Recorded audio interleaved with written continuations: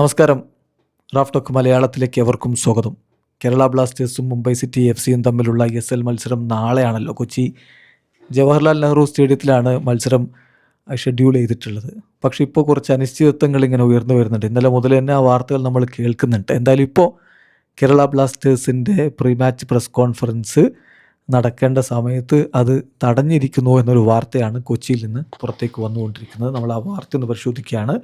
അതായത് GCDA കേരള ബ്ലാസ്റ്റേഴ്സിൻ്റെ pre match press conference തടഞ്ഞു എന്നാണ് റിപ്പോർട്ട്. വിശദമായിട്ട് നമ്മൾ നോക്കുകയാണ്.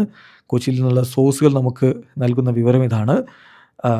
അതായത് stadium security department Kerala Blasters FCക്ക് പ്രസ് കോൺഫറൻസ് നടത്താനുള്ള പെർമിഷൻ ഇല്ല എന്നാണ് പറയുന്നത്.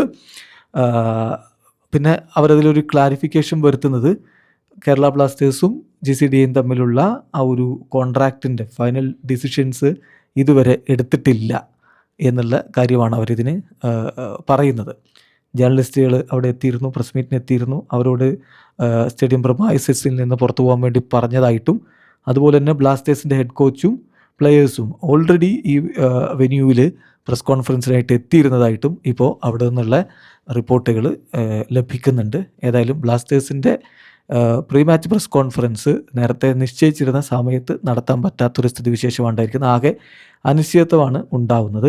അപ്പോൾ നമുക്കറിയാം, ഇന്നലെ മുതൽ ഈ ഒരു വാർത്ത വന്നുകൊണ്ടിരിക്കുന്നുണ്ട്. അതായത് GCDA നേരത്തെ 2 ലക്ഷമാണ് പെർ മാച്ചിന് റെൻ്റായിട്ട് ആവശ്യപ്പെട്ടിരുന്നത്. അതിൽ നിന്ന് 4.2 ലക്ഷത്തിലേക്ക് റെൻറ്റ് ഇൻക്രീസ് ചെയ്യാൻ വേണ്ടിയിട്ട് പറയുന്നു എന്ന് കഴിഞ്ഞ ദിവസം 90 സ്റ്റോപ്പേജ് ഒക്കെ റിപ്പോർട്ട് ചെയ്തിട്ടുണ്ടായിരുന്നു.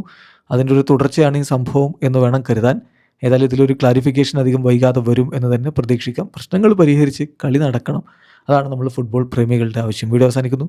ഫുട്ബോൾ ലോകത്തെ കൂടുതൽ വിശേഷങ്ങളുമായി റാഫ് ടോക്സിൽ എത്താം.